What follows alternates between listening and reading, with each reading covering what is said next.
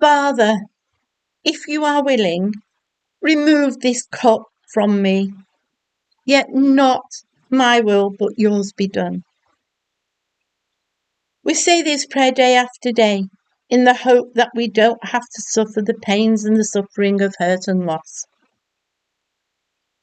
So what was meant by the cup referred to in this passage from Luke? Jesus was being served the cup which is a metaphor for the insight into what was soon to take place. He was able to see the agony, the fear and the horror. He was to face the trials he had to be put through, the flogging and the humiliation he needed to suffer. And then, worse than all that, face death on the cross, as he had most likely believed, alone. As a human, Jesus had to experience the full extent of the transgressions, trials and tribulations, sins and lack of humanity that was in the world, and then die a humiliating death, so that we would all be saved and forgiven from that day and evermore. But Jesus, like us, had listened to God all his life, so knew that whatever he did or said or where he went, it was by the will of God leading him, even to the point that it was the intention of God to let him suffer and be wounded for all the sins in the world.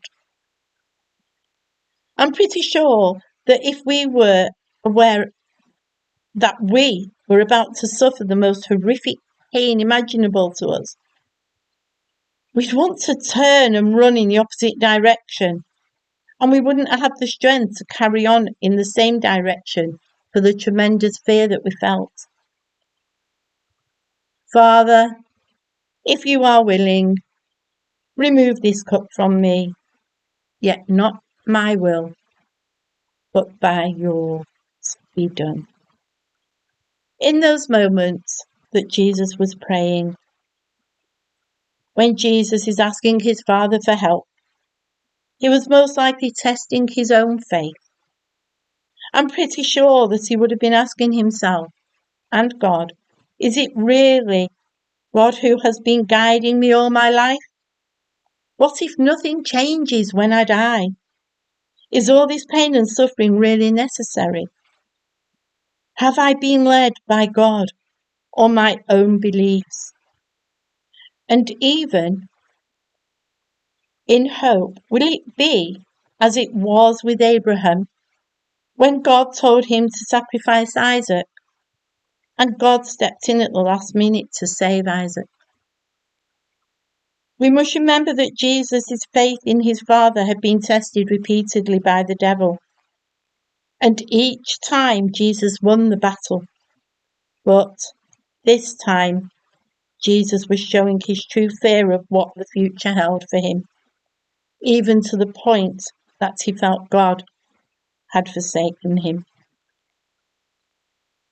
But as Jesus is feeling totally drained, an angel appears to him. And although there is no detailed dialogue of what the angel said or did, it seems that whatever it was, it gave Jesus the comfort, strength, and courage to continue and face what was ahead of him. My guess is that the angel explained some more of what it was all about, that Jesus needed to go through this so everyone could be forgiven and saved. If we only have faith, that is what we need. After the visitation from the angel and more prayer from Jesus, Jesus went to his disciples and woke them, telling them to pray that they would not suffer the trials he was about to suffer, and that they never lost faith in what they knew to be true. There are times in our own lives that we ask if the way we are going is the way God is leading us, or is it just our own egos on where and how we should go?